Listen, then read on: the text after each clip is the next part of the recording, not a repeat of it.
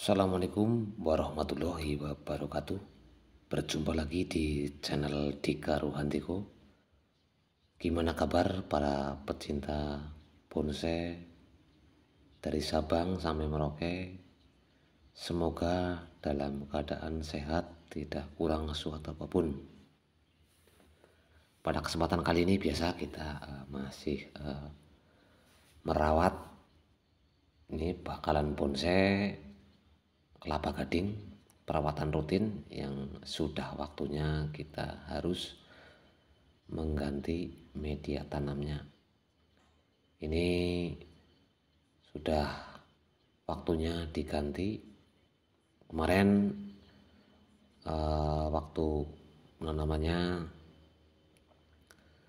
pas nggak ada pasir kali, jadi pakai tanah biasa, mungkin tercampur dengan pupuk dari kotoran kambing, jadi kurang bagus. Dan waktunya kita mengganti untuk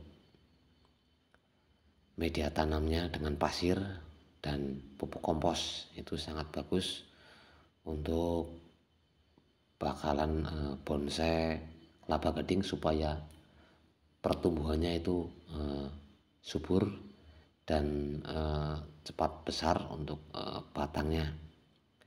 Ini kita kaitkan pakai kawat supaya tidak roboh.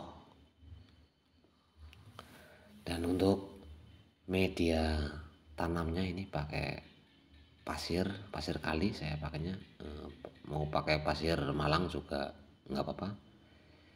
Ini tanah yang dicampur pupuk kompos dan kita campur dengan pasir kali ini. Saya sengaja ambil dari kali ini, sungai, kita ayak, cari yang lumayan apa itu namanya, kecil-kecil, yang agak berbatu ataupun kerikil. Saya tidak bawa. Kita aduk-aduk. Untuk perbandingannya 1:1, untuk tanahnya 1 baskom dan pasirnya juga 1 baskom. Kita aduk merata sampai benar-benar tercampur. Ini nggak tahu kenapa kalau bonsai kelapa gading, kalau saya kasih pupuk pakai kotoran kambing yang sudah difermentasi, itu kurang subur dan kurang bagus. Tapi kalau kita media tanamnya pakai pasir dan tanah yang dicampur pupuk kompos, itu pertumbuhannya itu lumayan cepat, bagus, dan pelepahnya juga kelihatan sehat. Langsung saja kita masukkan ini untuk media tanamnya yang dari campuran 1:1 untuk pasir dan tanahnya. Untuk pupuk komposnya setengah saja, jadi perbandingannya 1 tanah 1 pasir, dan setengahnya itu pupuk kompos. Diaduk merata, terus kita langsung aplikasikan untuk ditaruh di dalam pot bakalan bonsai kelapa gading. Ini kayaknya perlu dipotong ini ya, akar-akar serabutnya ya, supaya lebih kelihatan, lebih rajin. Ini masih bakalan, jadi saya biarkan masih nggak ada pengurangan untuk perakarannya. Ini akarnya masih sedikit, jadi saya biarkan supaya akarnya lebih banyak lagi dan supaya terlihat lebih kokoh. Kita padat-padatkan. Ini untuk batoknya juga masih ada, saya biarkan. Ini sengaja saya tanam dengan posisi lurus ke atas, jadi supaya tumbuh tegak lurus. Ini bisa tergantung untuk penanamannya, bisa miring ataupun terbalik, itu tergantung selera. Tapi untuk jenis bonsai kelapa gading itu untuk kontes-kontesnya itu jarang sekali karena tidak ada polanya paling pola lurus, pola terbalik, dan pola menyamping saja. Itu untuk gerak dasarnya juga jadi jarang, mungkin ada tetapi jarang untuk dilakukan kontes, karena bonsai kelapa gading ini kalau sampai kelihatan jadi bonsai yang bagus itu berusia kurang lebih sampai 5 ataupun 10 tahun baru membentuk bonsai kelapa gading yang kelihatannya itu bagus, bonsai kelapa gading mini yang bagus. Perawatannya juga sebenarnya sangat mudah sekali, akan tapi kalau kebanyakan orang itu cuman pemotongan pelepah, tapi untuk bagian media tanamnya itu jarang diperhatikan, jadi kurang subur dan pertumbuhannya itu jadi lambat. Ini kita biarkan selama 2 ataupun 3 minggu baru kita kasih pupuk dekastar supaya lebih subur lagi, untuk perakarannya itu lebih cepat, banyak.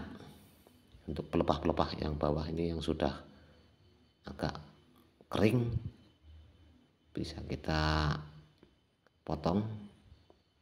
Itu harus memakai pisau yang benar-benar tajam, karena kalau memakai pisau yang kurang tajam itu menjadi bekas sayatannya itu memar.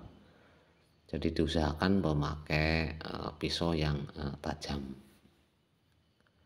Ini sebenarnya sangat mudah sekali untuk perawatan bonsai kelapa gading yang masih bakalan. Ini juga perlu untuk bakalan bonsai itu daunnya itu dibersihkan dengan lap ataupun apa. Itu biasanya kalau musim kemarau banyak debunya ataupun musim penghujan banyak tumbuh lumut, itu harus dibersihkan, karena kalau tidak dibersihkan itu biasanya menjadi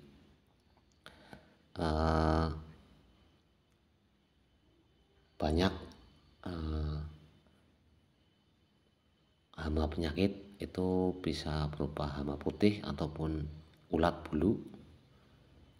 Ini contohnya hama putih yang ada di